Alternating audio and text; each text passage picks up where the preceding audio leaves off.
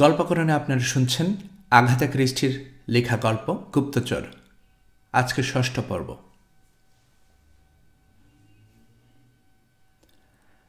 সারা রাত শুধু ছটফট করতেই পারলেন টাপেন্স, ঘুমাতে পারলেন না। সকালে যখন ব্রেকফাস্ট খেতে নামল, দেখল ওর নামে একটা পোস্ট কার্ড আর একটা চিঠি এসেছে। ৩ কাল্পনিক ছেলে, ডগলাস, রেমন্ড বা সিরিলের কেউই পাঠায়নি এগুলো। প্রথমেই পোস্ট কার্ডটা হাতে নিল টাপেন্স। ওটাতে লেখা আছে, আগে কিছু লিখিনি, দুঃখিত, সব কিছু ঠিক আছে মোটি। এবার চিঠিটা খুলল টাপেন্স। প্রিয় প্যাট্রিসিয়া, গ্রেস আন্টির শরীরের অবস্থা খুবই খারাপ। ডাক্তাররা সোজা সাপটা কিছু বলছেন না, কিন্তু আমি আশা ছেড়ে দিয়েছি। সব শেষ হয়ে যাওয়ার আগেই যদি তাকে দেখতে চাও তাহলে আজই চলে এসো। চেষ্টা করে দেখো 10টার বিশেষ ট্রেনটা ধরতে পারো কি না। জারো স্টেশনে আমার এক বন্ধু গাড়ি নিয়ে অপেক্ষা করবে তোমার জন্য। শনির দশা চলছে আমাদের সবার। অবস্থা একটু ভালো হলে তোমার সঙ্গে আবার দেখা করার ইচ্ছা আছে। পেনিলো প্লেন। টাপেন্সের মন এমনিতেই খারাপ, তাই মন খারাপের অভিনয় করতে বেশি কষ্ট করতে হলো না ওকে। চিঠিটা নামিয়ে রাখার সময় বড় করে দীর্ঘশ্বাস ফেলল সে। কি হয়েছে জানতে চাইলেন মিসেস ওরুরুক। চিঠির বিষয়বস্তু জানালো টাপেন্স। গ্রেসি আন্টি ওর মতো কাছের মানুষ এবং তার কি হয়েছে তাও বলল। অসুখটার সঙ্গে আমার পরিচয় আছে, বললেন মিস মিন্টন।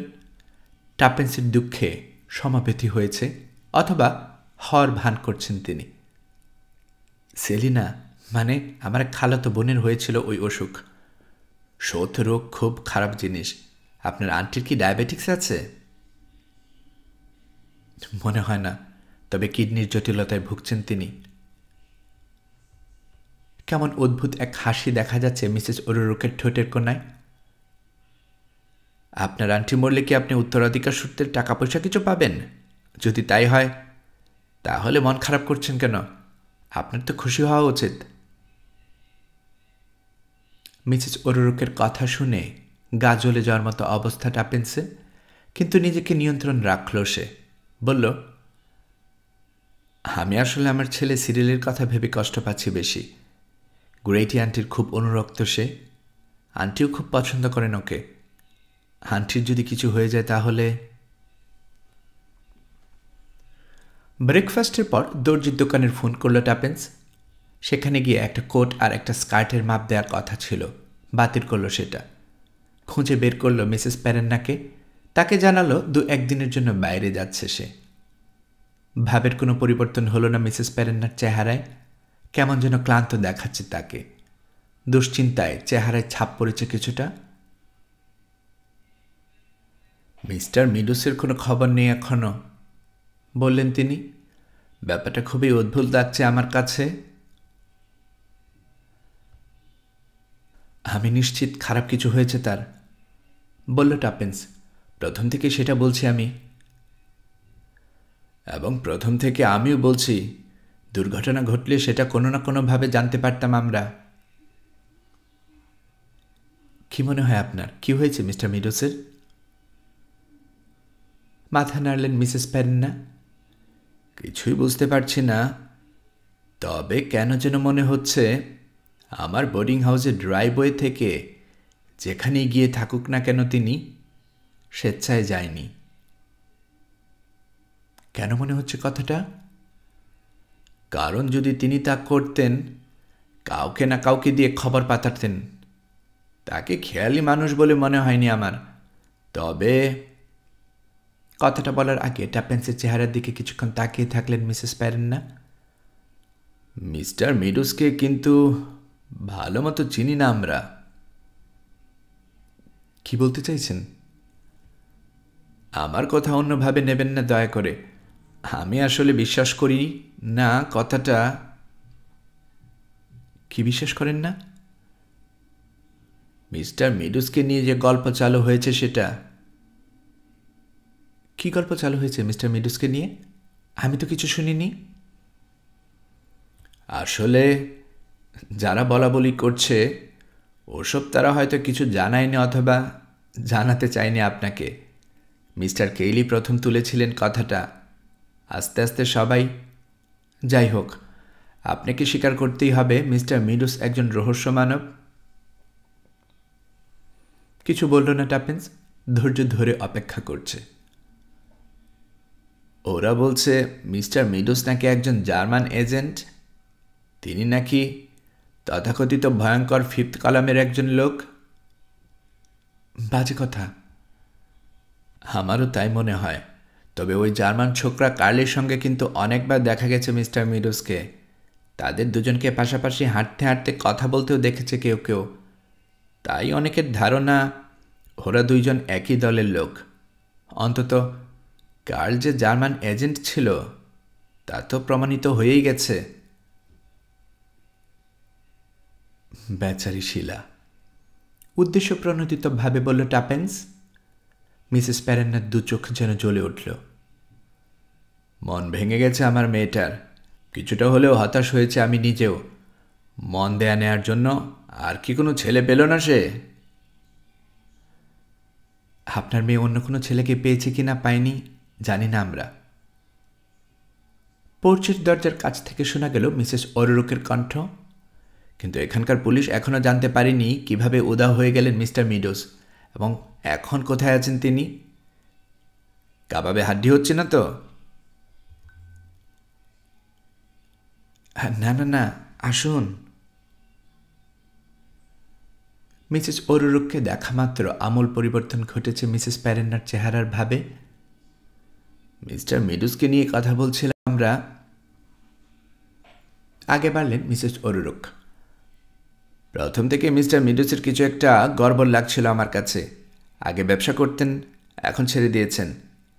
মনের মতো করে অবসর কাটানোর জন্য এসেছেন লিয়া হ্যাম্পটনে। কথাগুলো কেন যেন মেনে নিতে পারছিলাম না। তার উপর নজর রাখতে শুরু করি এবং কিছুদিনের মধ্যে বুঝতে পারি এখানে আসার বিশেষ উদ্দেশ্য আছে তার। আর তাই পুলিশ তার পিছনে লাগা মাত্রই গা ডাকা দিয়েছেন, সেটা বলতে চাচ্ছেন? আমি কিছু বলতে চাই না। যা বলার তা অন্যরা ইতিমধ্যে বলে ফেলেছে। আলোচনাটা আপনার কান এড়িয়ে গেছে সম্ভবত। এসব কথাবার্তা আর ভালো লাগছে না টাপেন্সের। নিজের ঘরে চলে এলো সে। মিস্টার ও মিসেস কেইলির রুম থেকে এক ছুটে বেরিয়ে এলো বেটি। দুষ্টুমি খেলা করছে ওর চেহারায়। এই যে, বেটিকে ডাক দিল টাপেন্স। দুষ্টু কোথাকার, কি করছো? খিলখিল করে হেসে উঠল বেটি। Goosey goosey gander. Whither will you wander. মেয়েটির সঙ্গে সুর মেলালো টাপেন্স। কোলে তুলে নিল ওকে। Half stairs. মাথার উপর তুলে ধরল মেয়েটাকে। Down stairs. মেয়েটাকে নামিয়ে দিল মেঝেতে। ঠিক তখনই নিজের ঘর থেকে বের হলো মিসেস স্প্রট। বেটিকে বলল, চলো বাইরে যাই। লুকোচুরি? টাপেন্সের দিকে তাকে খুব আগ্রহ নিয়ে জিজ্ঞেস করল বেটি। লুকোচুরি? এখন লুকোচুরি খেলার সময় নেই মা, বলল মিসেস স্প্রট। নিজের ঘরে ঢুকল টাপেন্স। কখনোই হ্যাট পরে না সে, কিন্তু এখন পড়ল মাথায়। কারণ টাপেন্স ব্যারিসফোর্ডের সঙ্গে কিছু একটা হলেও পার্থক্য রাখতে চায় প্যাট্রিশিয়ান ব্ল্যানক্যানসোপের। হ্যাট কাবার্ডের সামনে থেকে সরে আসতে যাবে এমন সময় খেয়াল করল ব্যাপারটা। হ্যাটগুলো যেটা যেভাবে ঝুলিয়ে রেখে গিয়েছিল সেটা সেভাবে নেই। তার মানে কেউ কি ঢুকেছিল ওর ঘরে? কেউ কি সার্চ করেছে ওর ঘর? করুক, সমস্যা নেই। এমন কিছু পাবে না ওরা যার কারণে ফেসে যাবে মিসেস ব্ল্যানক্যানসোপ। পেনিলোপ প্লেনের চিঠিটা ড্রেসিং টেবিলের উপর রেখে দিয়ে ঘর ছেড়ে বেরিয়ে এলো টাপেন্স। সিঁড়ি বেয়ে নেমে চলে এলো বাড়ির বাইরে। সন্সোষী সদর দরজা দিয়ে যখন বের হচ্ছে সে, তখন 10টা বাজে। হাতে প্রচুর সময় আছে। হাঁটতে হাঁটতে মুখ তুলে আকাশের দিকে তাকালো টাপেন্স। উপরের দিকে তাকিয়ে হাঁটছে, তাই ওর পা পড়ল পানি ভর্তি একটা গর্তে। হোঁচট খেল সে, কিন্তু পাত্তা দিল না, এগিয়ে চলল।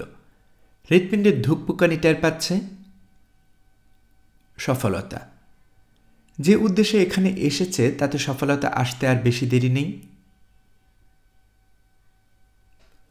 পাড়াগার রেল স্টেশনগুলো সাধারণত যেরকম হয়, জারো স্টেশনটাও ঠিক সেরকম। মূল গ্রামটা থেকে বেশ কিছুটা দূরে স্টেশনের বাইরে একটা গাড়ি অপেক্ষা করছে। ড্রাইভিং সিটে বসে আছে সুদর্শন এক যুবক। টাপিন্সকে দেখে পরনের ক্যাপ খুলল, সে পরে নিল সঙ্গে সঙ্গে। এদিক ওদিক তাকিয়ে গাড়িতে উঠে পড়ল টাপিন্স। চলতে শুরু করলো গাড়িটা। গ্রামের দিকে যাচ্ছে না ওটা, খেয়াল করল টাপিন্স, বরং গ্রাম ছাড়িয়ে পাহাড়ি পথ ধরে নেমে যাচ্ছে নিচের দিকে। কিন্তু একটা পাহাড়কে কেন্দ্র করে খানিকটা আবর্তন করার পর উপরের দিকে উঠতে শুরু করলো রাস্তাটা। এক জায়গায় গতি কমালো ড্রাইভার। গাড়ি নিয়ে উঠে পড়ল একটা পার্শ্ব রাস্তায়। একটা খাড়া পাহাড়ি ঢালকে একপাশে রেখে আস্তে আস্তে উঠে যাচ্ছে আরও উপরের দিকে। এমন এক জায়গায় গিয়ে গাড়ি থামালো সে। সেখানে জড়াজড়ি করে আছে বেশ কয়েকটা গাছ। একটা লোক দাঁড়িয়ে ছিল ওই জায়গায়।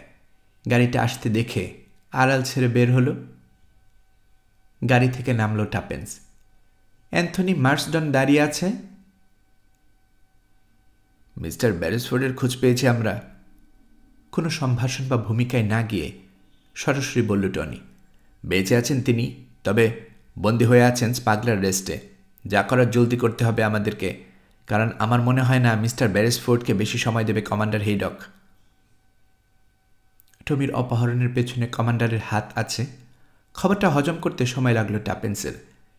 এ ব্যাপারে যা যা জানা দরকার তার প্রায় সবই জেনে নিল সে টনির কাছ থেকে।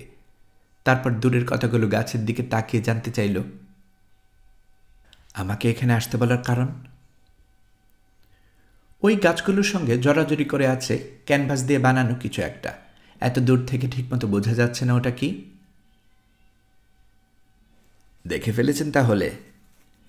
টাপিন্স কোন দিকে তাকিয়ে আছে এবং ওর প্রশ্নটার মানে কি বুঝতে পেরে বলল টনি। ওটা একটা প্যারাশুট। ওটার সাহায্যে এক জার্মান এজেন্ট নেমেছে এখানে। ল্যান্ডিংটা মোটামুটি নিরাপদেই ছিল, কিন্তু ধরা পড়তেও বেশি সময় লাগেনি মহিলার। মহিলা? হ্যাঁ, হাসপাতালের নার্সের বেশ ধারণ করে এসেছিল সে। তাও ভালো, নানের বেশভূষ ধারণ করেনি। লোমশ পেশিবহুল হাতের অধিকারিণী। বেশ কিছু নানের কথা শোনা যাচ্ছে ইদানিং। ওই মহিলা নার্সও না, নানের ছদ্মবেশে লুকিয়ে থাকা কোনো পুরুষও না। তবে সে যে একজন জার্মান এজেন্ট সে ব্যাপারে কোনো সন্দেহ নেই আমাদের। ওর উচ্চতা মাঝামাঝি, মাঝবয়সী, হালকা পাতলা শরীর, কালো চুল। আমার মতোই, বলল টাপিন্স। ওর জামার পকেট থেকে জার্মান ভাষায় লেখা একটা নোট পাওয়া গেছে। তাতে লেখা ছিল, লেদার রেবো, স্টোন ক্রস, পূব দিকে 14 সেন্ট এসাল অফ রোড, ডক্টর বিনিয়ন। মুখ তুলে তাকালো টাপিন্স। পাহাড়ি রাস্তা উঠে গেছে আরও উপরের দিকে। শেষ মাথায় যেখানে বাঁক নিয়ে অদৃশ্য হয়ে গেছে রাস্তাটা, সেখানে একটা স্টোন ক্রস দেখা যাচ্ছে। জিজ্ঞাসা দৃষ্টিতে টনির দিকে তাকালো টাপিন্স। ওটাই, বলল টনি। সাইনপোস্ট সরিয়ে ফেলা হয়েছে, তবে ওই জায়গা ধরে পূব দিক গেলে পাওয়া যাবে সেন্ট আলাসফস রোড। কত দূর যেতে হবে? মাইল 5। মুচকি হাসল টাপিন্স। লাঞ্চের আগে মাইল 5 হাঁটা নেহাতি মন্দ না। আশা করি ডক্টর বিনিয়নের সঙ্গে দেখা হলে আমাকে লাঞ্চ অফার করবেন তিনি। জার্মান ভাষা পারেন মিসেস বেরেসফোর্ড? টুকটাক। কাজটা কিন্তু ঝুঁকিপূর্ণ হতে পারে আপনার জন্য। অস্বীকার করছি না, কিন্তু ডক্টর বিনিয়নের জানার কথা না। ধরা পড়েছে প্যারাশুটিস্ট জার্মান এজেন্ট, এবং ওই মহিলার বদলে তার কাছে পাঠানো হচ্ছে আমাকে। একজন প্যারাশুটিস্টের ধরা পড়ার খবরও বোধহয় জানে না এই এলাকার লোকজন। না, জানে না। ওই মহিলার ব্যাপারে চিফ কনস্টেবলের কাছে রিপোর্ট করেছিলেন আমাদের দুজন লোক। এখনো পর্যন্ত তার সঙ্গে আছে এই দুজনই। প্যারাশুটটা সরিয়ে নেওয়া হয়নি এখনো পর্যন্ত। কৌতূহলী লোকজন অনেকে অনুমান করতে নিতে পারে, বিশেষ করে যখন দ্বিতীয় বিশ্বযুদ্ধ চলছে তখন। হাসল Tony. My dear Mrs Beresford, ওই জায়গায় প্রতিদিনেই 2-1 প্যারাশুটিস্ট ল্যান্ড করে। তাদের কেউ একজন আমাদের লোক, কেউ আবার ভিনদেশি। আজ পর্যন্ত প্রায় 100 প্যারাশুটিস্ট ল্যান্ড করার রেকর্ড আছে এখানে। কাজেই আমার মনে হয় এখানকার লোকজনের কৌতূহল থিতিয়ে এসেছে এতদিনে। ঠিক আছে, কাজ শুরু করা যাক তাহলে। আমাদের সঙ্গে একজন মহিলা পুলিশও আছেন, মেকআপ এক্সপার্ট। আসুন আমার সঙ্গে। কাছের একটা ঝোপের আড়ালে ভগ্নপ্রায় একটা চালা ঘর আছে। ওটার দরজায় দাঁড়িয়ে আছে মাঝবয়সী এক মহিলা। টাপেন্সকে আপাদমস্তক দেখল সে, তারপর অনুমোদন দেওয়ার ভঙ্গিতে মাথা ঝাঁকালো। চালাঘরের ভেতরে ঢুকলো টাপেন্স, উল্টো করে রাখা একটা প্যাকিং কেসের উপর বসল। তথাকথিত মেকআপ এক্সপার্টের কাছে সঁপে দিল নিজেকে। কাজ শুরু করলো ওই মহিলা। একটানা বেশ কিছুক্ষণ কাজ করল সে, তারপর আবারও অনুমোদন দেওয়ার ভঙ্গিতে মাথা ঝাঁকিয়ে বলল, হয়ে গেছে, আমার মনে হয় ভালো মতোই সাজাতে পেরেছি আপনাকে। টনির দিকে তাকালো। আপনার কি মনে হয় স্যার? বেশ ভালো, বলল টনি। হাত বাড়িয়ে ওই মহিলার কাছ থেকে আয়না নিল টাপেন্স। নিজের প্রতিবিম্বের দিকে তাকালো। বিস্ময় আরেকটু হলে চিৎকার করে উঠছিল, কিন্তু সামলালো নিজেকে। ভ্রুর আকৃতি এমনভাবে বদল করা হয়েছে যে চেহারার অভিব্যক্তি পাল্টে গেছে আমূল। কোকড়ানোর নকল চোল লাগানো অ্যাডহেসিভ প্লাস্টার সাটিয়ে দেওয়া হয়েছে মাথার দুপাশে, দুই কানের সঙ্গে, ফলে টান টান হয়ে গেছে চোখের পাশের চামড়া। বিশেষ এক জাতের আঠা লাগিয়ে দেওয়া হয়েছে নাকে, ফলে পরিবর্তিত হয়ে গেছে নাকের গড়ন। ওটা এখন চঞ্চুর মতো দেখাচ্ছে। মুখের দুপাশে বেশ কয়েকটা রেখা এঁকে সেগুলো নামিয়ে দেওয়া হয়েছে থুতনির দিকে, ফলে টাপেন্সের বয়স যেন এক ধাক্কায় বেড়ে গেছে কয়েক বছর। ওর দিকে যদি তাকায় কেউ, প্রথম দেখায় বলবে সে আত্মতুষ্ট একজন মহিলা, তবে চেহারাটা বোকাটে। সাবধানে থাকতে হবে আপনাকে, বলল মেকআপ এক্সপার্ট। ইন্ডিয়া রাবারের দুটো ফালি দিল টাপেন্সকে। আপনার গালে এগুলো লাগিয়ে দেব নাকি? এগুলো লাগালে আমার কি লাভ হবে? ফোলা ফোলা দেখাবে আপনার চেহারা, ফলে আরও বিভ্রান্ত হয়ে যাবে আপনার শত্রুরা। তাহলে লাগিয়ে দিন। ইন্ডিয়া রাবারের ফালি দুটো লাগিয়ে দেওয়া হলো টাপেন্সের দুই গালে। চালাঘর থেকে বেরিয়ে গেল টনি। মেকআপ এক্সপার্টের দিকে উল্টো ঘুরে পরনের কাপড় খুলে ফেলল টাপেন্স। নার্সের কাপড় পরে নিল। কাঁধের কাছে একটু টাইট হয়েছে। ওটা বাদ দিয়ে বললে ভালোই ফিটিং হয়েছে। সবশেষে একটা গাঢ় নীল বনেট। যখন মাথায় দিল সে, তখন নিজেও ঠিক বুঝতে পারল না আয়নায় কাকে দেখছে। চৌকোনা শক্ত সেলের জুতা পরতে বলা হলো ওকে, কিন্তু মানা করে দিল সে।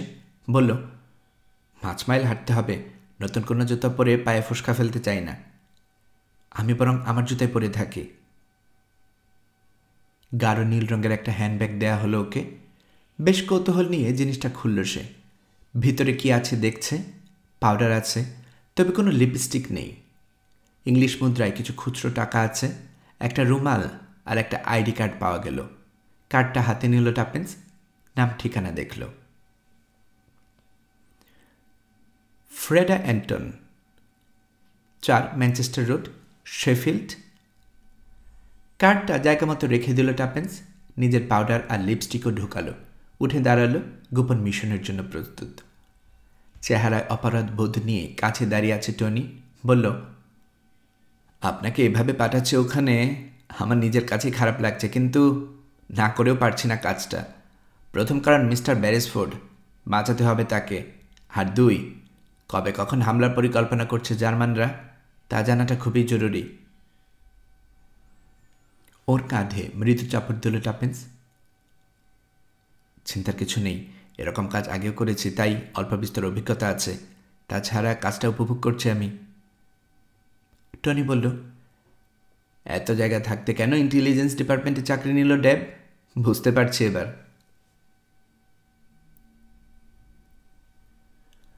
বাড়িটার নম্বর প্লেটে লেখা doctor Binyon, dental surgeon, 14 saint Asaph's road. তার মানে ডক্টর বিনিয়ন আসলে ডাক্তার না। চোখের কোণা দিয়ে রাস্তার অপর পারের দিকে তাকালো টাপেন্স। রেসিং কারের মতো দেখতে একটা গাড়িতে বসে আছে টনি। এমন ভাব করছে যেন অপেক্ষা করছে কারোর জন্য, কিন্তু আসলে ওর সমস্ত মনোযোগ ওই বাড়ির উপর। এখানে আসার উদ্দেশ্যে রওনা দেওয়ার সময় একটা ঘটনা ঘটেছে। শহরের উপর দিয়ে 2 বার উড়ে গেছে 2টো প্লেন। টাপেন্সের ধারণা ওগুলো শত্রুপক্ষের। জার্মানরা আসলে নিশ্চিত হতে চায় চিরকুটে লেখা ঠিকানায় একাই যাচ্ছেন nurse Freda Elton. Makeup expert সেই মহিলা পুলিশকে সঙ্গে নিয়ে গাড়ি চালিয়ে এখানে হাজির হয়েছে টনি। লেজার বেরো থেকে ঠিক কখন রওনা দিলে ডক্টর বিনিয়নের বাড়ির টাপেন্স ঢোকার আগেই জায়গা মতো আসতে পারবে তা হিসাব করেছিল সে। মিলে গেছে সেটা। দরজার ঘণ্টা বাজল টাপেন্স। বুঝতে পারছে সিংহের খাঁচায় ঢুকতে যাচ্ছে, কিন্তু সে ব্যাপারে তেমন কোনো দুশ্চিন্তা নেই ওর মনে। বরং ভাবছে টনি আর ডেবরার সম্পর্কের ব্যাপারে। ওরা দুজন দুজনকে ঠিক কতখানি পছন্দ করে। খুলে গেল দরজাটা। বয়স্ক এক মহিলা দাঁড়িয়ে আছে। ওর মুখ ভাব দেখলে মনে হয় সহজে বিচলিত হবার মতো মানুষ না সে। চেহারাটা ঠিক ইংরেজদের মতো না। ডক্টর বিনিয়ন, বলল টাপেন্স। টাপেন্সকে আপাতমস্তক দেখল মহিলা। আপনি মনে হয় নার্স এলটন? হ্যাঁ হ্যাঁ। তাহলে ডাক্তার সাহেবের সার্জারিতে আসুন। ভেতরে ঢুকল টাপেন্স। কয়েক পা এগোলো। হঠাৎ থেমে দাঁড়িয়ে ঘাড় ঘুরিয়ে তাকালো। দরজাটা বন্ধ হয়ে গেছে। একটা হলরুমে দাঁড়িয়ে আছে টাপেন্স এখন। ঘরের মেঝেতে লিনোনিয়াম বিছানো। পথ দেখিয়ে টাপেন্সকে বাড়ির উপরতলায় নিয়ে গেল বয়স্ক মহিলাটা। সার্জারির দরজা খুলে বলল, একটু অপেক্ষা করুন, ডাক্তার সাহেব আসছেন। ভেতরে ঢুকল টাপেন্স। সার্জারির দরজা লাগিয়ে দিয়ে চলে গেল মহিলাটা।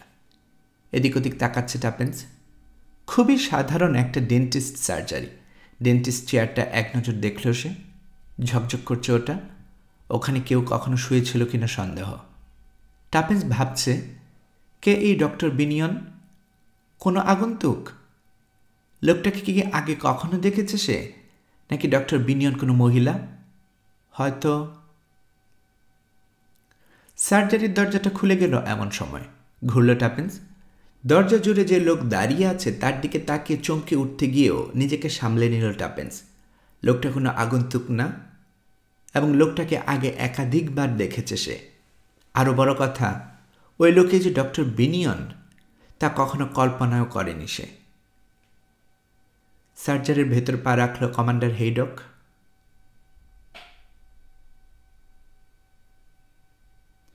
এতক্ষণ মোটামুটি নির্বিকার ছিল টাপেন্স। এখন যেন টের পাচ্ছে নিজের হৃদস্পন্দন। যে লোকের সেলারে বন্দী হয়ে আছে টমি, সে লোক এখন দাঁড়িয়ে আছে ওর সামনে। শয়তানটা কি দেখামাত্র চিনে ফেলেছে টাপেন্সকে? বিস্ময় বা দুশ্চিন্তার কোনো ছাপ যাতে না পড়ে চেহারায়, সে ব্যাপারে জোর চেষ্টা চালিয়ে যাচ্ছে টাপেন্স। এসেছো তাহলে? বদ্ধ সার্জারির ভেতরে গমগম করে উঠল কমান্ডারের কণ্ঠ। ইংরেজিতে কথা বলছে লোকটা, এবং ওর হাবভাব দেখে মনে হচ্ছে না কিছু সন্দেহ করেছে। হ্যাঁ, বলল টাপেন্স। তারপর যেন নিজের পরিচয় দিচ্ছে এমনভাবে বলল, নার্স এলটন। যেন কৌতুক শুনছে এমন ভঙ্গিতে হাসল হেডক। নার্স এলটন, চমৎকার। টাপেন্সকে দেখল আপাদমস্তক। দৃষ্টিতে কিছুটা হলেও প্রশংসা। কিছু বলল না টাপেন্স। ঘাটটা একদিকে কাত করল শুধু। চাইছে যা বলার হেডেকই বলুক। সময় নষ্ট না করে কাজের কথায় চলে যাই, বলল হেডক। কি করতে হবে তোমাকে বলছি, আগে বসো। সুবোধ বালিকার মতো বসে পড়ল টাপেন্স। আপনার সঙ্গে দেখা করে পরবর্তী করণীয় সম্পর্কে ভালো মতো জেনে নিতে বলা হয়েছে আমাকে।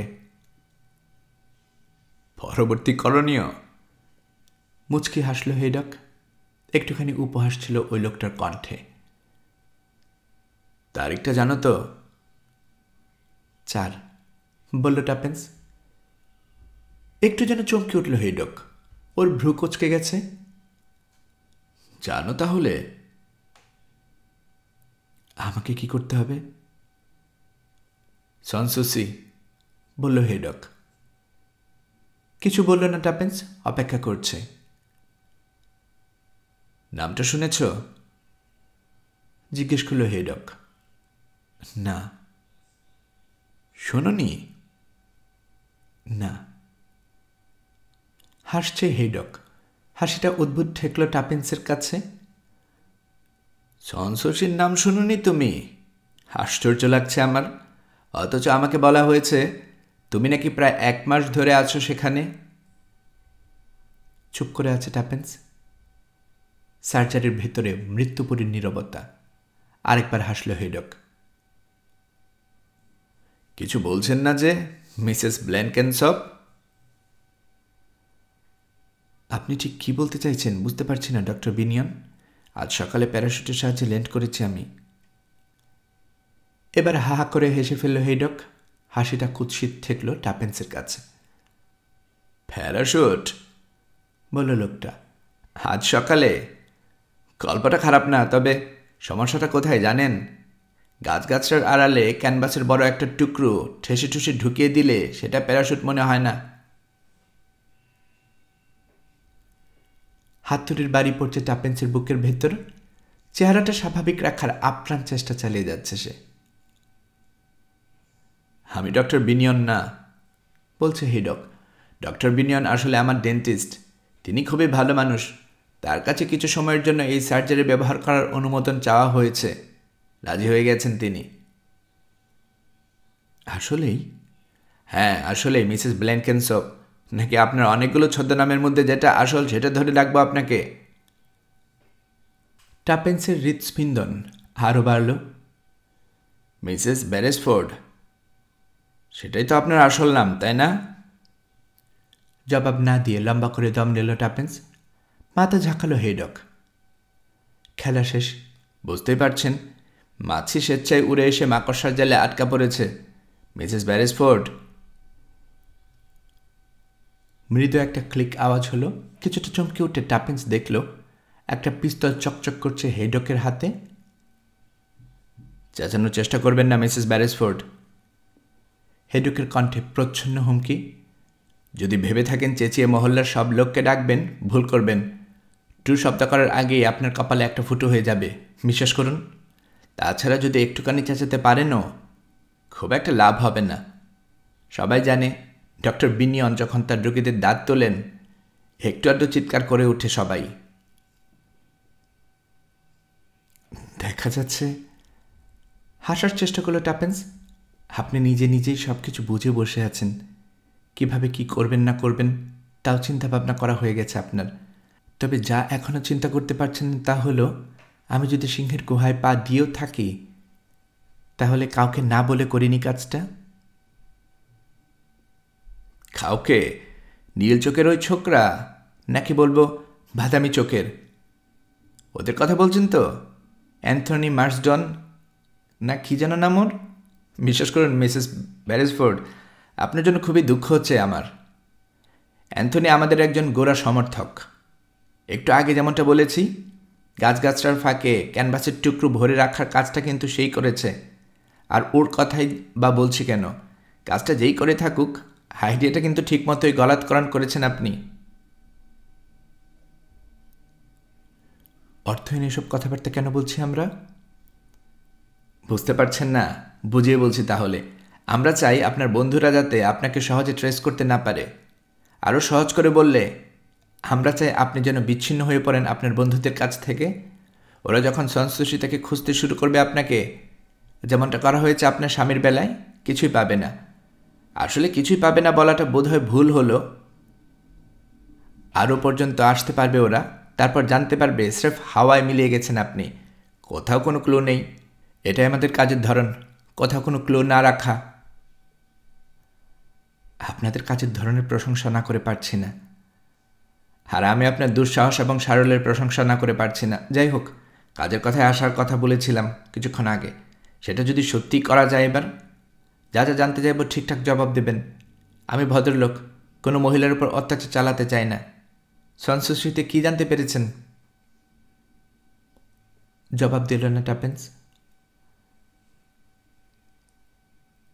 আপনাকে আবারও মনে করিয়ে দিতে চাই মিসেস বেরেসফোর্ড, আমি ভদ্রলোক, কোনো মহিলার উপর অত্যাচার চালাতে চাই না।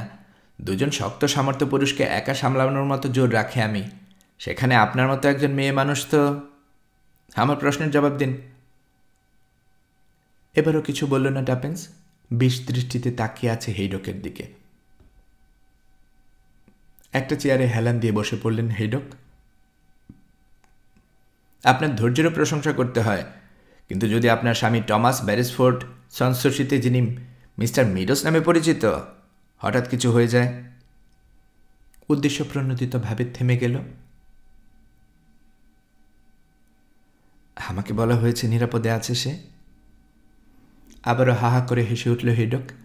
কে বলেছে কথাটা? অ্যান্থনি ওরফে টনি? আসলে ওকে যা বলতে বলা হয়েছে তাই বলেছে সে। যা করতে বলা হয়েছে ওকে, সে তাই করেছে।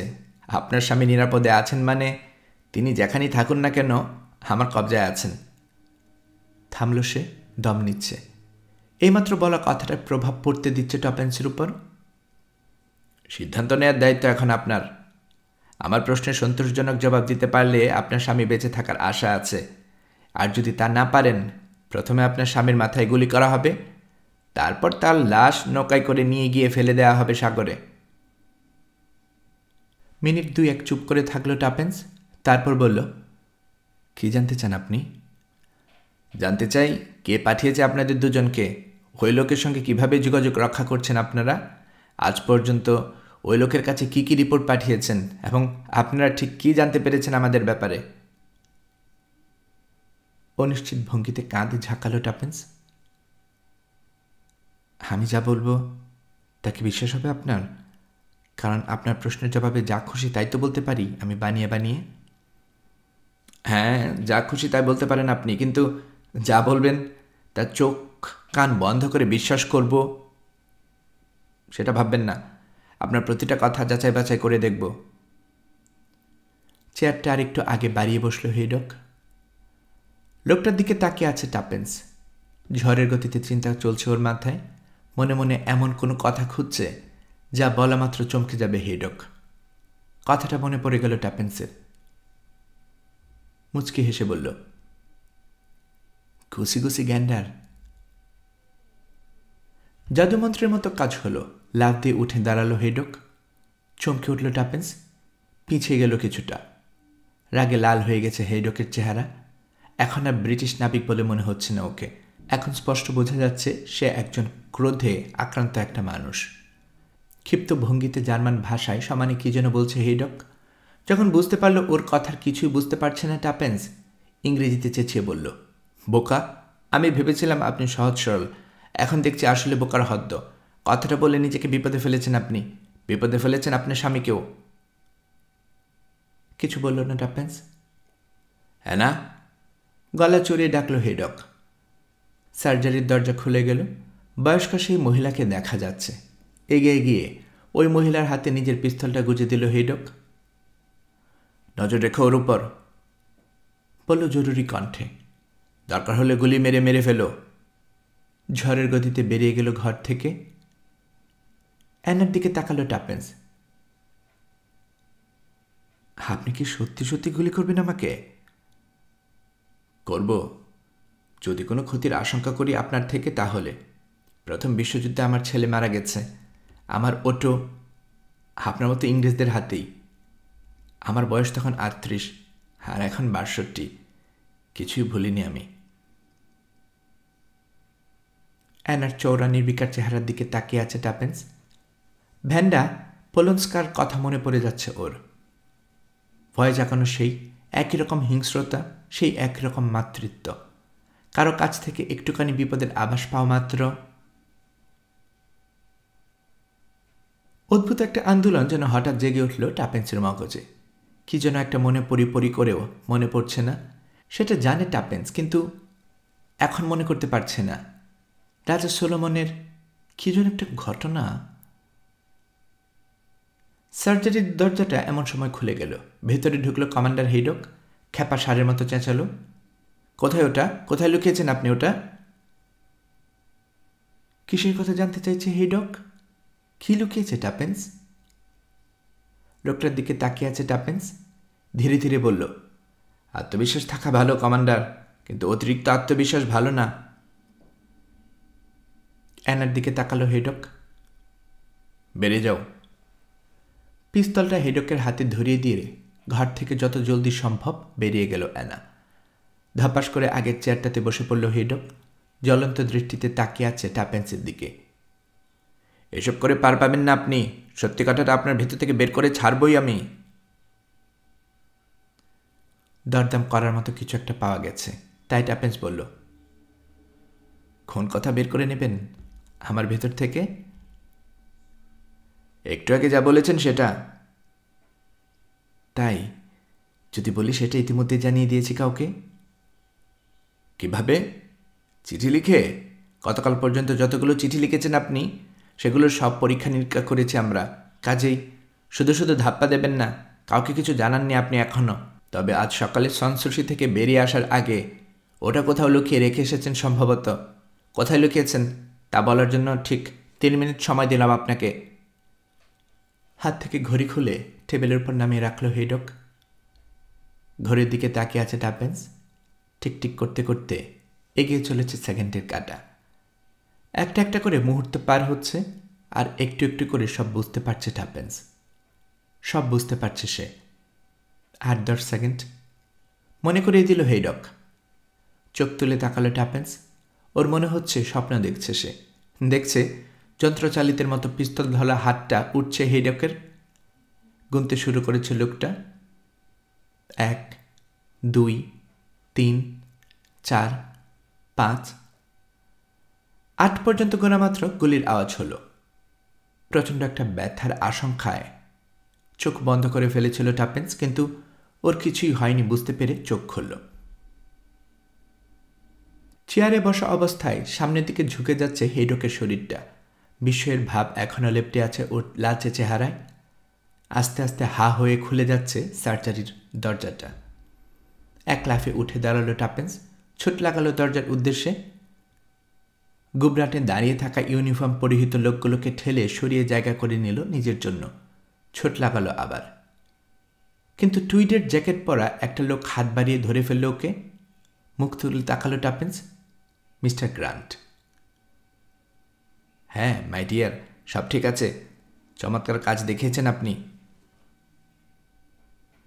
হাত নাড়ালো টাপেন্স, যেন ঠেলে সরিয়ে দিল অদরকারি প্রশংসাটা। জলদি তাড়া দিল মিস্টার গ্রান্টকে। নষ্ট করার মতো একটা মুহূর্ত নেই আমাদের হাতে। গাড়ি আছে আপনার সঙ্গে?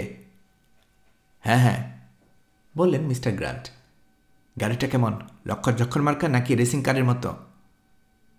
কেন? এখনই সনসুশিতে পৌঁছাতে হবে আমাদেরকে। ওরা যে কোনো সময় ফোন করবে এখানে। যদি কোনো জবাব না পায় তাহলে যা বোঝার বুঝে নেবে, কেটে পড়বে। মিনিট 2-1 মধ্যে একটা গাড়িতে উঠে পড়ল ওরা কয়েকজন। ওদেরকে নিয়ে গাড়িটা যত জোরে সম্ভব ছুটছে লেদার বোর্ডের রাস্তা ধরে। পাহাড়ি পথ ছেড়ে মসৃণ পথে আসা মাত্র আবারও বাড়ল গাড়ির গতি। মিস্টার গ্রান্ট কিছু বলছেন না, কিছু জানতেও চাইছেন না। তাকে দেখে মনে হচ্ছে চুপ করে বসে থাকাটাই তার একমাত্র কাজ। এদিকে টাপেন্স উদ্বিগ্ন দৃষ্টিতে বারবার তাকাচ্ছে স্পিডোমিটারের দিকে। গাড়িতে উঠেই শোফারকে আদেশ করছেন মিস্টার গ্রান্ট, লোকটার পক্ষে যত জোরে গাড়ি চালানো সম্ভব তাই যেন সে করে। টমের অবস্থা কি জানতে চাইল টাপেন্স। সম্পূর্ণ নিরাপদ ও সুস্থ বললেন মিস্টার গ্রান্ট। 8 ঘন্টা আগে উদ্ধার করা হয়েছে তাকে। মাথা ঝাঁকালো টাপেন্স। কাছিয়ে আসছে লিয়ার হ্যাম্পটন। কাছিয়ে আসছে আরও একটা পাহাড়ি রাস্তা।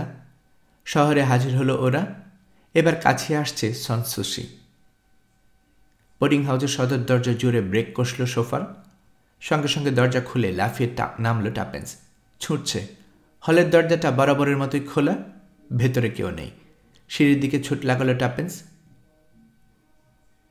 নিজের ঘরের দরজাটা খোলা মাত্র থমকে যেতে হলো ওকে। তছনছ হয়ে আছে পুরো ঘর।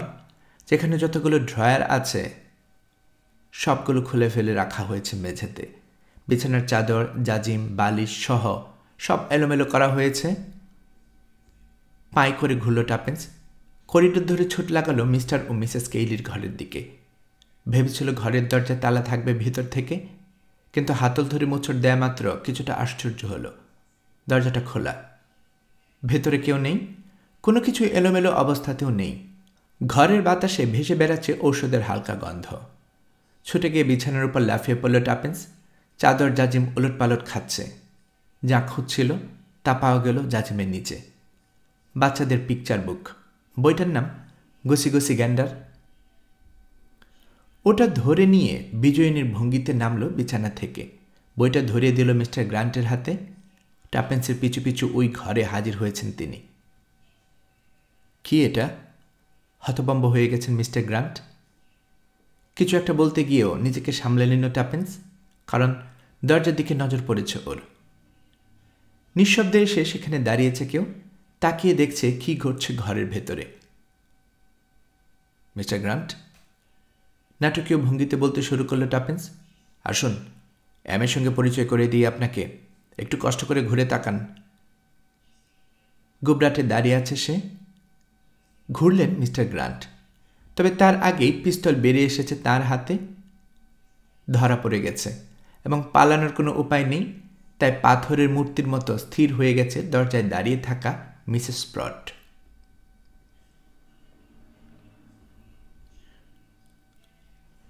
শুরুতেই ব্যাপারটা বোঝা উচিত ছিল আমার, বলল টাপিন্স। বড় রকমের ধকল গেছে ওর উপর দিয়ে, তাই এখন একটা গ্লাস ভর্তি ব্র্যান্ডিতে চুমুক দিচ্ছে আস্তে আস্তে। সেই সঙ্গে থেকে থেকে তাকাচ্ছে টমি, আলবার্ট, মিস্টার গ্রান্ট আর চিফ কনস্টেবলের দিকে।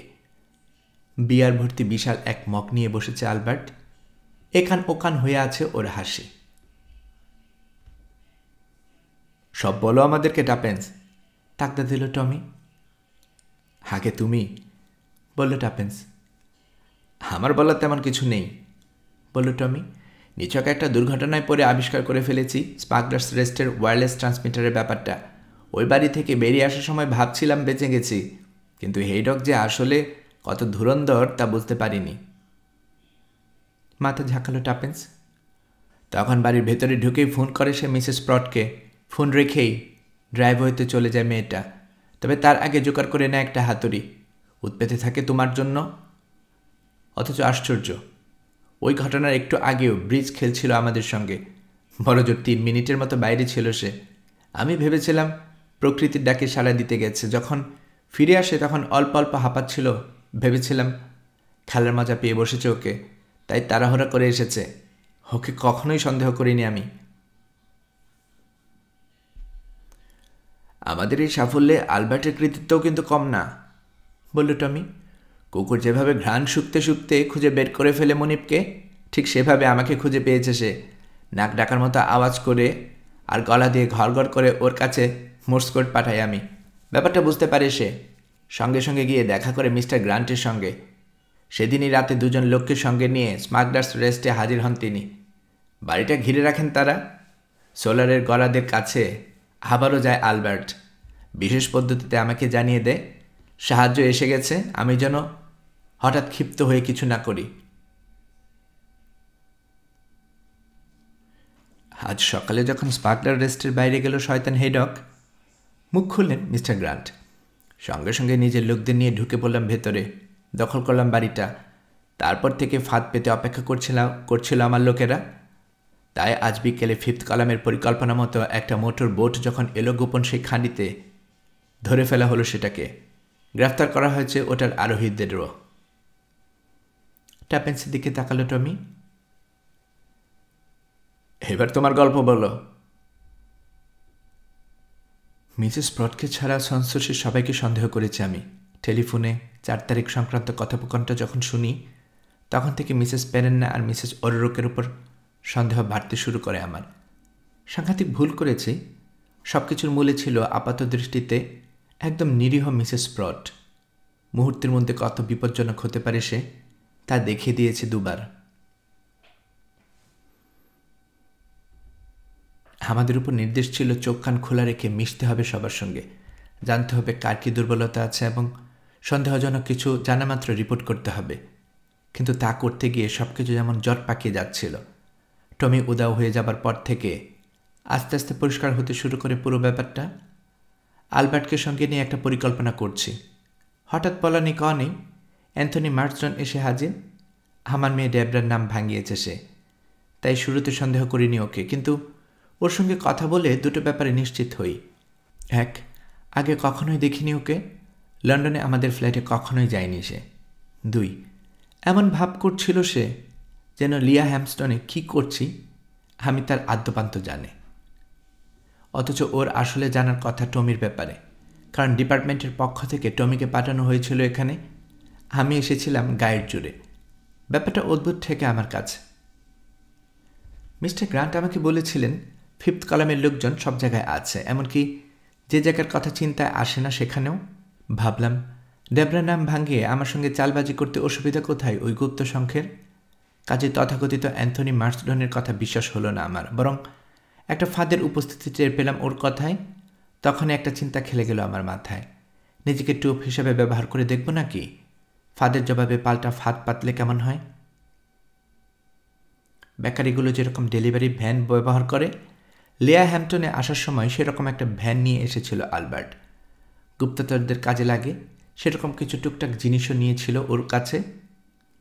সেগুলোর মধ্যে একটা হচ্ছে খুঁড়ে একটা wireless transmitter. Power button on করে রাখলে ক্রমাগত সিগন্যাল পাঠাতে থাকে। ওটা যে বহন করছে সে কোথায় আছে তা জানা যায় সিগন্যাল রিসিভার ডিভাইসের মাধ্যমে। ডিভাইসটা ছিল অ্যালবার্টের কাছেই, ওর ডেলিভারি ভ্যানে, আর খুদে ট্রান্সমিটারটা ছিল আমার কাছে। কোথায় তা বলতে চাই না। আমি যখন পায়ে হেঁটে রওনা দিই আরুর উদ্দেশ্যে, ভ্যানের ড্রাইভিং সিটে বসে নির্দিষ্ট দূরত্ব থেকে আমাকে ফলো করতে অসুবিধা হয়নি আলবার্টের।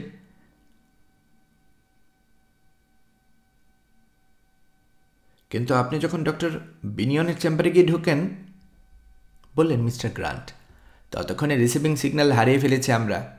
এলাচের যে প্যাকেটটা আপনাকে দিয়েছিল আলবার্ট, চালঘরে কাপড় পাল্টানোর সময় যেটা কায়দা করে নার্স কোটের পকেটে ঢুকিয়ে নিয়েছিলেন, সেটা বলা ভালো এলাচগুলো খুব কাজে দিয়েছে। হ্যাঁ, হাসল টাপিন্স। 5 মাইল রাস্তা হাঁটতে হয়েছে আমাকে। হেঁটেছি আর পকেট থেকে একটা একটা করে এলাচ বের করে রাস্তায় ফেলেছি প্রতি 100 কদম পরপর। বিয়ার মগে আরেকবার চুমুক দিয়ে আলবার্ট বলল, কাজটা সফলভাবে করতে পেরেছিলেন বলেই লেদার বোর্ডের 14 সেন্ট অ্যাসালফস রোডের কাছাকাছি যাওয়া মাত্রই আবার জীবিত হয়ে ওঠে আমার সিগন্যাল রিসিভিং ডিভাইসটা। আমরাও সঙ্গে সঙ্গে বুঝে যাই কোথায় আছেন আপনি, কিন্তু বাড়ির ভিতরে তখন কি হচ্ছে তা ঠিক বুঝতে পারিনি। ভ্যান ছেড়ে নেমে পড়ি আমি। আরেকটা গাড়িতে নিজের লোকজনকে নিয়ে বসে থাকা মিস্টার গ্রান্টের উদ্দেশ্যে মাথা ঝাঁকাই। তিনিও তখন নেমে আসেন গাড়ি থেকে। বাড়ির পেছন দিকে চলে যাই আমরা। একদিকে দরজা খুলে তখন বেরিয়ে এসেছে এক বুড়ি। দেখে মনে হচ্ছিল পালাচ্ছে। সঙ্গে সঙ্গে পাকড়াও করা হয় ওকে। নিজের লোকদের দিয়ে সার্জারির দিকে এগিয়ে নিয়ে যাচ্ছেন মিস্টার গ্র্যান্ট।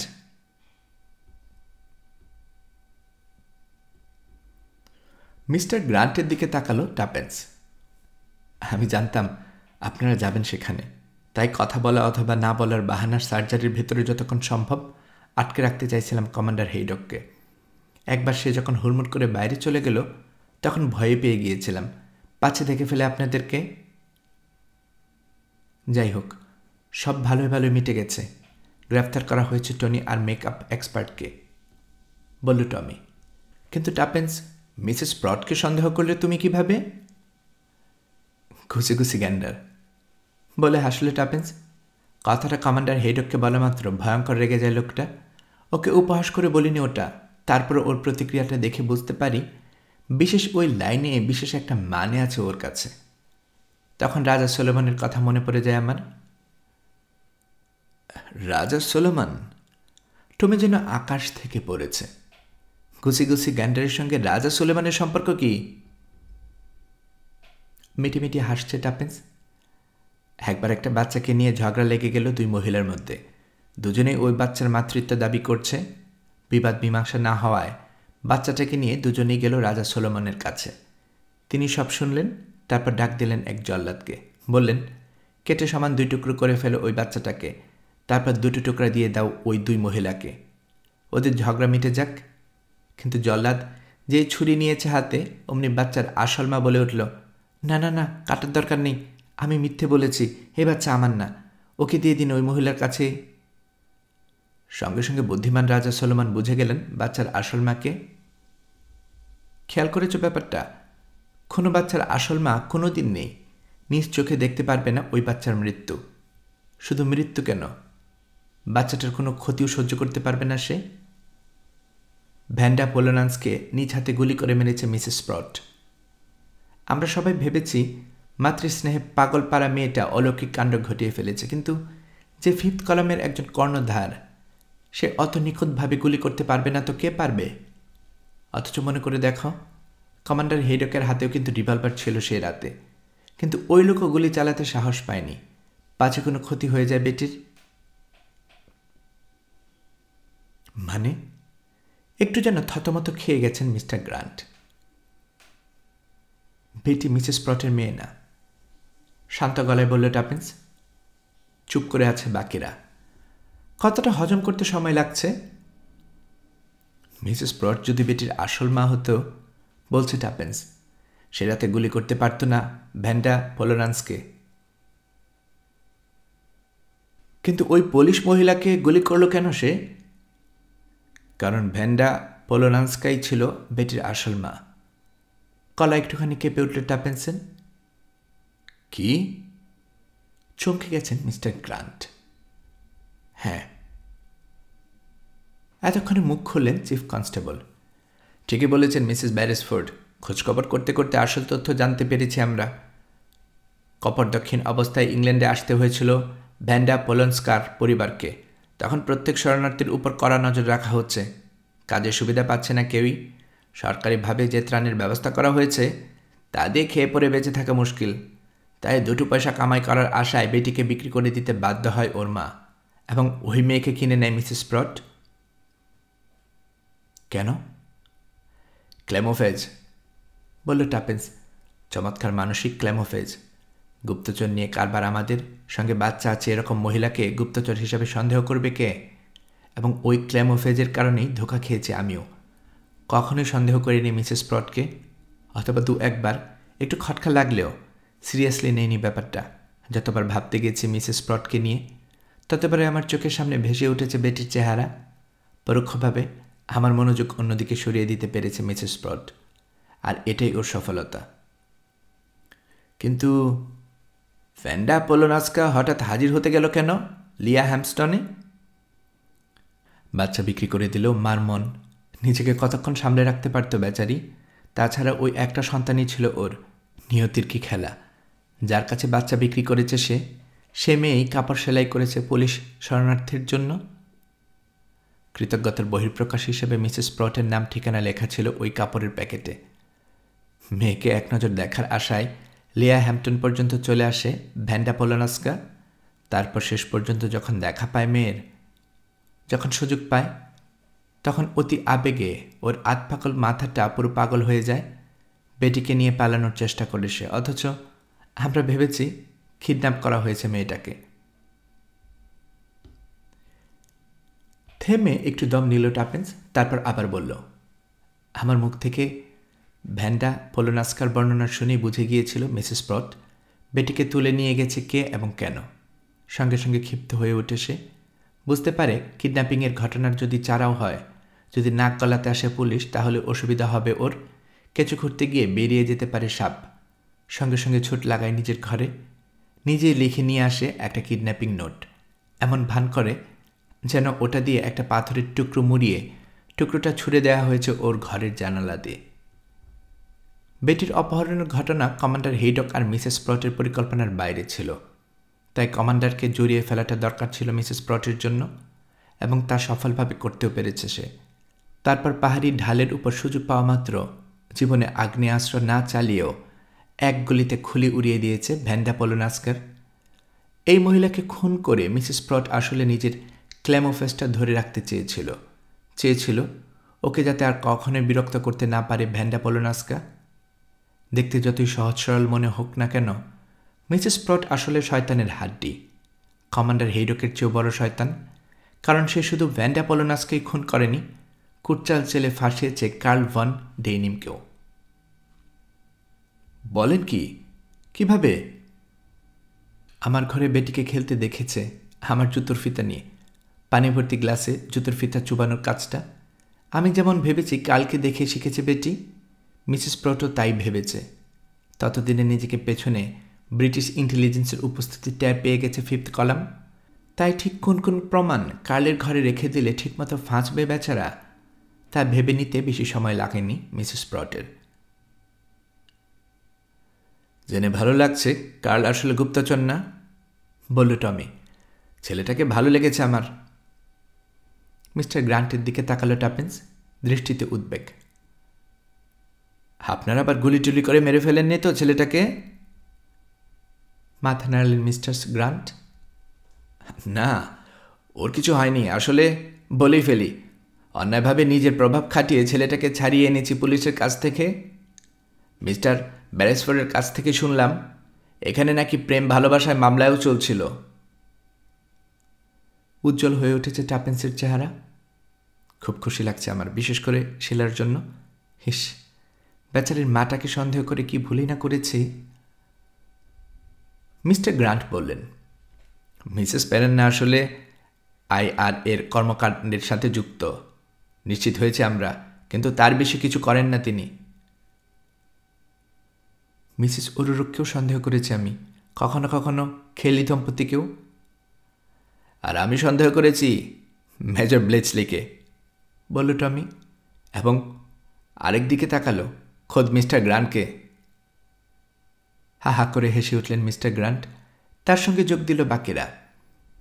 হাসি থামলে মিস্টার গ্রান্ট বললেন, মিসেস প্রট দেখতে কি সাধারণ, অথচ কত বিপজ্জনক একটা মানুষ। একই সঙ্গে তুখোর একজন অভিনেত্রী, এবং দুঃখের সঙ্গে বলছি জন্মসূত্রে একজন ইংরেজ, একজন বিশ্বাসঘাতিনী। ঠিক, মাথা ঝাঁকালো টাপেন্স। গুছি গুছি জ্ঞানটা শুনে কেন এত খেপে গিয়েছিল হেডক, বললেন মিস্টার গ্রান্ট। সেটা বলা যাক। বেটি যে পিকচার বুকটা নিয়ে কেইলি দম্পতির বিছানায় জাজিমেন রিচে লুকিয়ে রেখেছিল মিসেস ব্যারেসফোর্ড, ওটার নাম গুছি গুছি গ্যান্ডার। ছেঁড়া ফাটা একটা ছড়ার বই, লিটল জ্যাক আর্নারের কাহিনী থাকার পরও বেটি পছন্দ করে না ওটা।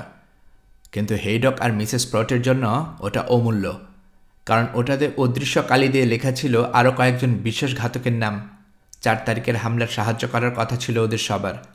ওদের 2 জন চিফ কনস্টেবল, একজন এয়ার মার্শাল, 2 জন জেনারেল, একজন সামরিক বাহিনীর যুদ্ধ উপকরণ শাখার প্রধান, একজন মন্ত্রী, পুলিশের সুপারিনটেন্ডেন্ট আছে কয়েকজন, লোকাল ভলান্টিয়ার ডিফেন্স অর্গানাইজেশনের কমান্ডার আছে বেশ কয়েকজন, সেনাবাহিনী আর নৌবাহিনীর অফিসারও আছে কয়েকজন, সঙ্গে আছে আমাদের ইন্টেলিজেন্স ফোর্সের বিশ্বাসঘাতকরা। কাঁচা টাকা দিয়ে কিনে নেওয়া হয়েছিল ওদের সবাইকে। ঈশ্বরকে ধন্যবাদ, এদের সবার নাম জেনে গেছি আমরা। টাপেন্সের দিকে তাকালো মিস্টার গ্রান্ট। বইটার ব্যাপারে আপনার সন্দেহ হলো কিভাবে? দীর্ঘশ্বাস ফেল টাপেন্স। টমের কিডন্যাপ হওয়ার কয়েকদিন আগের ঘটনা, তখন আমার ঘরেই ছিল বেটি। ওই পিকচার বইটা চাইছিল। নতুন কেনা বই দিয়ে ওকে শান্ত করতে চাইছিলেন মিসেস প্রট, কিন্তু পারছিল না। অথচ আমি নিশ্চিতভাবে জানি পুরনো বইটা আছে মিসেস প্রটের ঘরেই। ব্যাপারটা আশ্চর্য লাগে আমার কাছে, কিন্তু কিছু মনে করিনি তখন। আজ টনির চিঠি পেয়ে সন্সোসি ছাড়ার আগে যখন আমার ঘরে ঢুকি, আমার ঘরে মনে হয় সার্চ করা হয়েছে। অস্পষ্ট একটা সন্দেহ পেয়ে বসে আমাকে, এবং সেটা গিয়ে পড়ে মিসেস প্রটের উপর।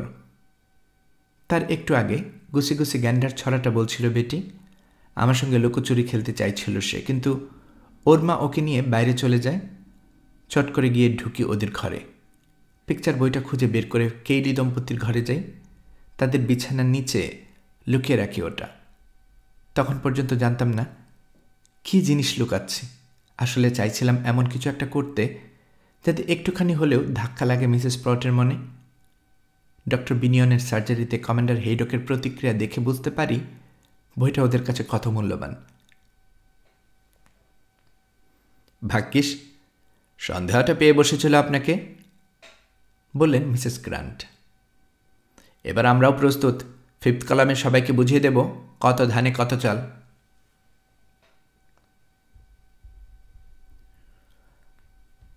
পান্নার মতো রঙের চমৎকার একটা ইভিনিং ড্রেস পরে আছে শিলা। ঠোঁটের কোনায় ভুবন মোহিনীর হাসি ঝুলিয়ে এগিয়ে আসছে টমি টাপেন্সের দিকে। কাছে এসে হ্যান্ডশেক করল ওদের সঙ্গে। কথা দিয়েছিলাম আসবো, বলল সে। এসেছি, কিন্তু আমাকে তলব করা হয়েছে কেন তা ঠিক বুঝতে পারছি না। কারণ আমরা তোমাকে পছন্দ করি, হাসতে হাসতে বলল টমি। আসলেই, বলল শিলা। কিন্তু কেন? আপনাদের কারোর সঙ্গে ভালো ব্যবহার করতে পারিনি আমি। টাপেন্স বলল, শুনেছি তুমি নাকি চমৎকার নাচতে পারো। তোমার নাচ দেখতে চাই আমরা। আমরা এমন কাউকে হাজির করতে চাই যে তোমার পার্টনার হতে পারবে নাচের সময়। কিন্তু আমি নাচতে চাই না। নাচ গান এখন জঘন্য লাগে আমার। আপনারা যেভাবে আসতে বলেছিলেন আমাকে, তাই করেছি। এবার দয়া করে বলুন আসল ঘটনাটা কি? আমার মনে হয় তোমার জন্য যে পার্টনার খুঁজে বের করেছি আমরা, তাকে অপছন্দ হবে না তোমার। হাসছে টাপেনসো। আমি কথা শেষ করতে পারল না, কারণ কার্ল ভন ডেনিমের উপর নজর পড়েছে ওর। সঙ্গে সঙ্গে জবান বন্ধ হয়ে গেছে। প্রণয়পূর্ণ দুই চোখে শিলার দিকে তাকিয়ে আছে কার্ল। ধীর পদক্ষেপে এগিয়ে আসছে মেয়েটার দিকে। শিলার মনে হচ্ছে পুরো পৃথিবী মিথ্যা, শুধু কার্ল সত্যি। তুমি? কোনো রকমে বলতে পারল সে। হ্যাঁ। শিলার কাছে এসে দাঁড়ালো কার্ল। আমি। বিবর্ণ হয়ে গিয়েছিল শিলা। আস্তে আস্তে রং ফিরে আসছে ওর চেহারায়। আস্তে আস্তে লাল হয়ে যাচ্ছে ওর দুই গাল। শোনা যায় কি না এমন ভঙ্গিতে বলল, তুমি কি এখনো পুলিশের হাতে বন্দী? আরও কাছে এসে শিলার একটা হাত ধরল কার্ল। না প্রিয়তমা, আমাকে যদি নিয়ে গিয়ে বন্দি করা হতো পৃথিবীর সবচাইতে সুরক্ষিত কারাগারেও, তবু তোমার ভালোবাসার টানে ফিরে আসতে পারতাম সেখান থেকে। তবে আজ একটা ব্যাপারে ক্ষমা চাইব তোমার কাছে। ক্ষমা? আশ্চর্য হয়ে গেল শিলা। টমি টাপেন্সের দিকে তাকালো কার্ল। চোখের ভাষায় অনুমতি প্রার্থনা করছে। হ্যাঁ হ্যাঁ, উৎসাহ দেওয়ার ভঙ্গিতে বলল টমি। বলে দাও। আমি আসলে কার্ল ভন ডেনিম না। শিলার মুখে রানী এক দৃষ্টিতে তাকিয়ে আছে মুখোমুখি দাঁড়ানো যুবকের দিকে। কার্ল ভন ডেনিম ছিল আমার বন্ধু, বলছে যুবক। কয়েক বছর আগে ইংল্যান্ডে এসেছিল সে, তখন পরিচয় হয়েছিল ওর সঙ্গে। যুদ্ধ শুরু হওয়ার কয়েক মাস আগে জার্মানিতে গিয়েছিলাম আমি। তখন আরও গাঢ় হয় আমাদের বন্ধুত্ব। তুমি? তোতলাচ্ছে শিলা। আসলে কে? আমি ছিলাম জার্মানিতে নিযুক্ত একজন ইংরেজ গুপ্তচর। খুবই গোপন একটা মিশনে পাঠানো হয়েছিল আমাকে সেখানে। তুমিও একজন গুপ্তচর? মাথা ঝাঁকালো যুবক। জার্মানিতে থাকতে থাকতে দুবার ধরা পড়তে পড়তে বেঁচে গেছি আমি। তখন একটা চিন্তা ঢুকে আমার মাথায়, আমার পরিচয় ফাঁস হয়ে যাচ্ছে কিভাবে, আমি কোথায় আছি তা কিভাবে জেনে যাচ্ছে শত্রুপক্ষ, আমার উদ্দেশ্য বানচাল হয়ে যাচ্ছে কেন। জবাব পেতে বেশি দেরি হয়নি। আমাদের ইন্টেলিজেন্স ডিপার্টমেন্টেরই কোথাও না কোথাও ফুটো আছে। যুদ্ধ লেগে গেল। জার্মানিতে আটকা পড়ে গেলাম আমি। কার্লের বাবা আর দুই ভাইকে ধরে নিয়ে যাওয়া হলো কনসেন্ট্রেশন ক্যাম্পে। পালাতে সক্ষম হলো কার্ল, ওর সঙ্গে জুটে গেছে আমিও। তখন আমার মাথায় প্রথম যে প্রশ্নটা আসে তা হলো, জার্মান কর্তৃপক্ষ কি ইচ্ছাকৃতভাবে ছাড় দিচ্ছে কার্লকে? ভাবলাম, ওরা কি চাইছে ইংল্যান্ডে যাক কার্ল? উত্তরটা যদি হ্যাঁ হয়, তাহলে পরের প্রশ্ন হচ্ছে কেন?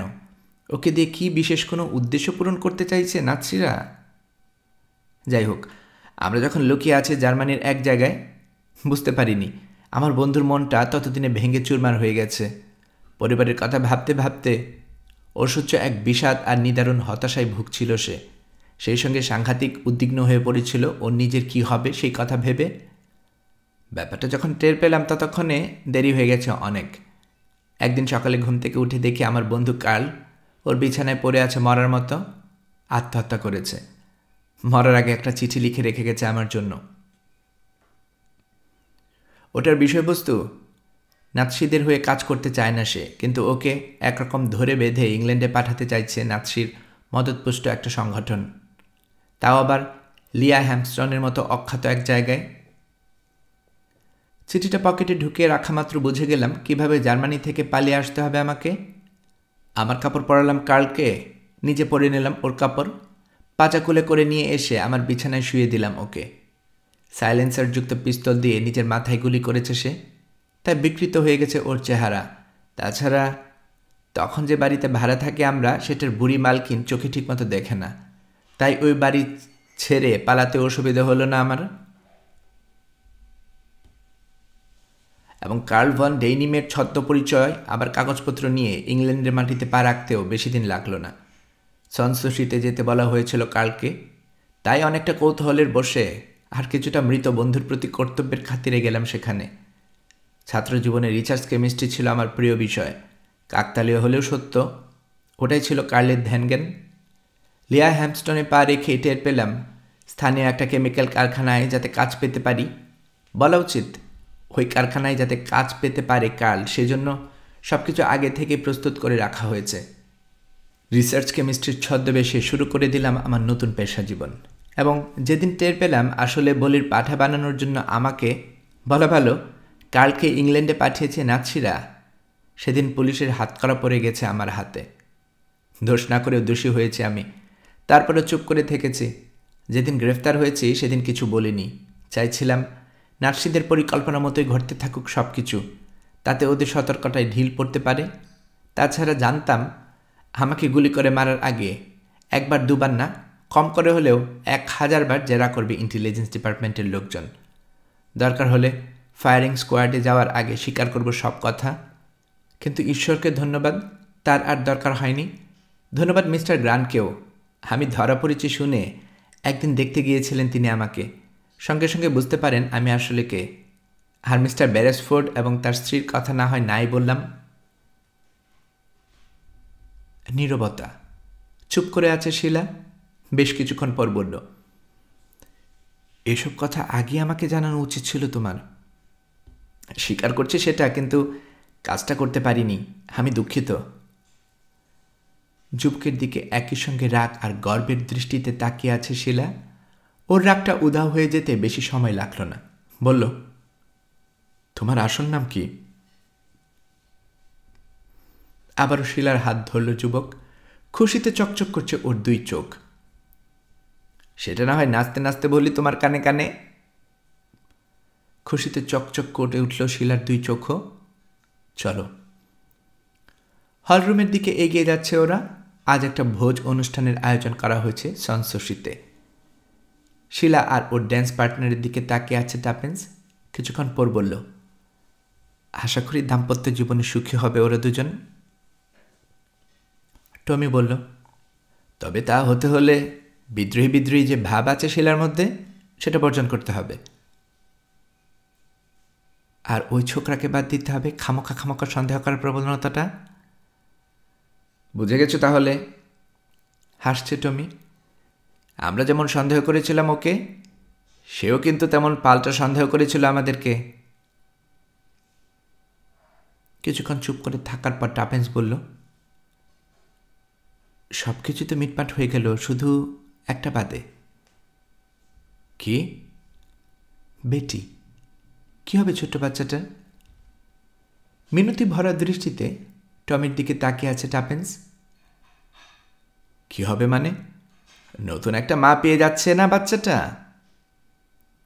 নতুন মা? কেন? তুমি যখন থেকে মেয়েটাকে দত্তক নেওয়ার কথা ভাবছ তখনই তো নতুন একজন মা পেয়ে গেছে সে। ও টমি, এজন্যই তোমাকে এত ভালো লাগে? তুমি কিভাবে যেন আমার মনের কথা বুঝে যাও সবসময়। এবং তুমিও সবসময় আমার মনের কথাটাই চিন্তা করো বলে তোমাকেও ভালো লাগে আমার। হাত বাড়িয়ে টমির একটা হাত ধরল টাপেন্স। সবসময় এরকম চিন্তা করি বলেই এত ঝামেলার পরও আমরা সুখী, তাই না? টাপেন্সের হাতে মৃদু চাপড় দিল টমি। হ্যাঁ, ঠিক তাই। মূল উপন্যাস এন অর এম।